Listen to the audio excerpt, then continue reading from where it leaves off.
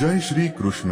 નમસ્કાર મિત્રો, સ્વાગત છે તમારું અમારી ચેનલ ધાર્મિક વાતોમાં. ભગવાન શ્રી કૃષ્ણએ ગરુડ પુરાણમાં દાનનું ખૂબ જ મોટું મહત્વ જણાવેલ છે. દાનથી જ ધનમાં વૃદ્ધિ થાય છે.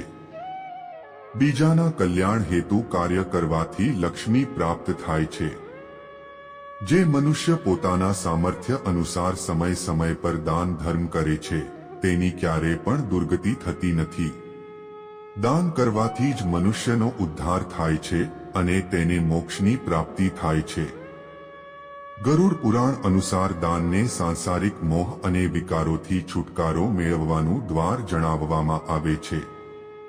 મનુષ્યના જીવન પર આવનાર સંકટ દાન કરવાથી નષ્ટ થઈ જાય છે. એટલું જ નહીં, વાસ્તુશાસ્ત્ર અનુસાર જ્યારે જીવનમાં દુર્ભાગ્ય આવવાની શરૂઆત થાય છે ત્યારે તેની જાણ પહેલા જ થઈ જાય છે. ઘરમાં લડાઈ ઝઘડા તથા કલેશ ઉત્પન્ન થવાના શરૂ થાય છે, જે એક મોટા દુર્ભાગ્યની નિશાની છે. પરંતુ શાસ્ત્રોમાં દાનને એક એવું વરદાન અને અસ્ત્ર માનવામાં આવે છે જે દુર્ભાગ્યરૂપી રાક્ષસને નષ્ટ કરી નાખે છે. વળી ગરુડ પુરાણમાં અમુક એવી ચીજો વિશે જણાવવામાં આવેલ છે જેનું દાન કરવાથી મનુષ્યએ ક્યારે પણ દુર્ભાગ્યનો સામનો કરવો પડતો નથી. સાથોસાથ જો કોઈ સ્ત્રી આ 3 ચીજોનું દાન કરે છે તો તે જીવનભર સૌભાગ્યશાળી રહે છે. આવા સ્ત્રીના પતિનું ક્યારેય પણ અકાળ મૃત્યુ થતું નથી અને તે હંમેશા સદા સુહાગન રહે છે. એટલા માટે દરેક સ્ત્રીએ આ 3 ચીજોનું દાન અવશ્ય કરવું જોઈએ. ભગવાન શ્રી કૃષ્ણ કહે છે કે જે વ્યક્તિ મૃત્યુ પહેલા આ સાધારણ વસ્તુઓનું દાન કરે છે તેની ક્યારે પણ અધોગતિ થતી નથી અને તેને મોક્ષ પ્રાપ્ત થાય છે. તો ચાલો જાણીએ કે તે કઈ વસ્તુઓ છે જેનું દાન કરવું શ્રેષ્ઠ માનવામાં આવે છે. મિત્રો, ચેનલ પર નવા હોવ તો ચેનલને સબસ્ક્રાઇબ કરજો અને વિડીયોને લાઇક કરી કોમેન્ટમાં જય શ્રી કૃષ્ણ જરૂર લખજો, જેથી ભગવાન શ્રી કૃષ્ણની કૃપા નિરંતર તમારી પર બની રહે. ઘણી વખત અનેક પ્રયાસ કરવા છતાં પણ આપણને ઈચ્છિત ફળ મળતું નથી, જેના લીધે ઘણા લોકો પોતાના ભાગ્યને દોષ આપીને પ્રયાસ કરવાનો છોડી દેતા હોય છે. પરંતુ ઘણી વખત મનુષ્યના જીવનમાં ગ્રહોના દોષ અથવા કુંડળીના દોષને લીધે દુર્ભાગ્ય ઉત્પન્ન થાય છે. પરંતુ મીઠું એક એવી વસ્તુ છે જેનું દાન કરવાથી મનુષ્યનું ભાગ્ય પણ પરિવર્તિત થઈ જાય છે. મીઠાને હંમેશા એક બ્રાહ્મણને અથવા કોઈ મંદિરમાં દાન કરવું જોઈએ. વળી મીઠાનું દાન કરતા સમયે તે સાવધાની રાખવી જોઈએ કે તેને સીધા હાથમાં ન આપવું જોઈએ અથવા તો મંદિરમાં ભગવાનની મૂર્તિની આગળ દાન કરી દેવું જોઈએ. એટલું જ નહીં, શાસ્ત્રો અનુસાર મીઠાનું દાન કરવાથી મનુષ્યના પિતૃઓ પણ પ્રસન્ન થાય છે અને આશીર્વાદ આપે છે. તેની સાથે જ મીઠાનું દાન કરવાથી પિતૃ ઋણ પણ ઉતરી જાય છે અને પિતૃદોષમાંથી મુક્તિ મળે છે. જો કોઈ વ્યક્તિ કોઈ બીમારીથી પીડિત છે અથવા કોઈ ખરાબ શક્તિના પ્રભાવમાં છે અને તેને શત્રુઓનો ભય પરેશાન કરે છે તો તે મનુષ્યએ મંગળવારના દિવસે લાલ કપડાનું દાન કરવું જોઈએ. મંગળ યુદ્ધના દેવતા છે. તે મનુષ્યના જીવનમાંથી બધા પ્રકારના કષ્ટને નષ્ટ કરે છે અને શત્રુને પણ નષ્ટ કરી નાખે છે તથા રોગ તથા બીમારીઓનો નાશ કરે છે.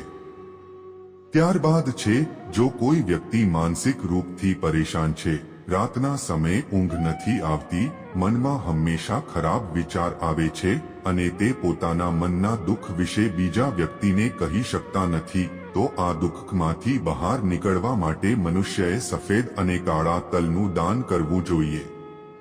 શ્રી કૃષ્ણ કહે છે કે તલનું દાન કરનાર મનુષ્યની ક્યારે પણ દુર્ગતિ થતી નથી.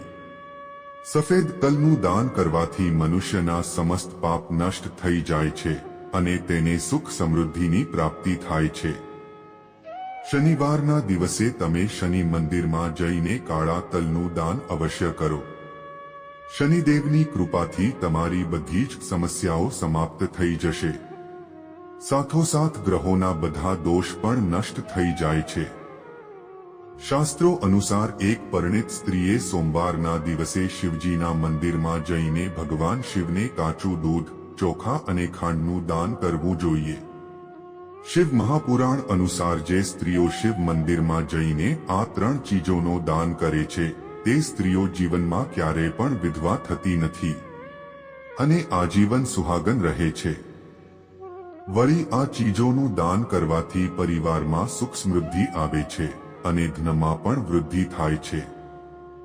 ગરુડ પુરાણ અનુસાર ગોળ અને ઘીનું દાન કરવાથી વ્યક્તિએ ક્યારેય પણ દુર્ભાગ્યનો સામનો કરવો પડતો નથી.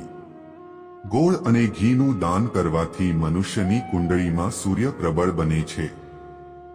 સૂર્ય પ્રબળ હોવાથી તે મનુષ્યના જીવનમાં આવી રહેલી બધી જ પરેશાનીઓ સમાપ્ત થઈ જાય છે.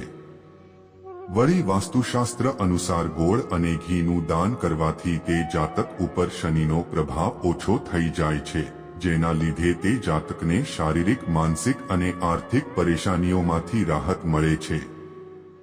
તો આવી રીતે ગરુડ પુરાણમાં મનુષ્યને આ ચીજોનું દાન કરવા માટે કહેવામાં આવ્યું છે.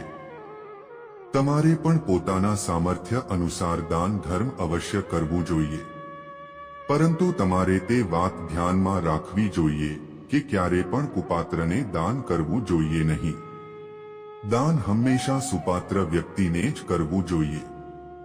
એટલે કે જે વ્યક્તિને દાનની આવશ્યકતા છે તેને જ દાન કરવું જોઈએ. ત્યારે જે દાનનું પુણ્ય મનુષ્યને પ્રાપ્ત થાય છે. આશા રાખીએ છીએ કે તમને આ જાણકારી પસંદ આવી હશે. વિડિયોને લાઈક કરજો, શેર કરજો અને ચેનલને સબસ્ક્રાઇબ કરી બેલ આઇકોન દબાવવાનું ભૂલતા નહીં, જેથી અમારી ચેનલ પર મૂકવામાં આવતા વિડિયોની નોટિફિકેશન સૌથી પહેલા તમને મળે. તો મિત્રો, ફરી મળીશું નવા વિડિયો સાથે. ત્યાં સુધી જય શ્રી કૃષ્ણ.